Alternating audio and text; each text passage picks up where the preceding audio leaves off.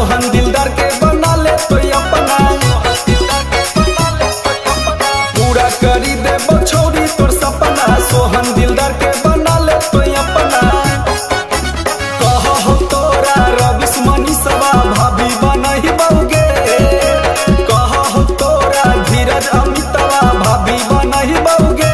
छौरी के दे दे अपन दिलवा सब धन तोरे लुटही बहुगे, छौरी के दे दे अपन दिलवा सब धन तोरे लुट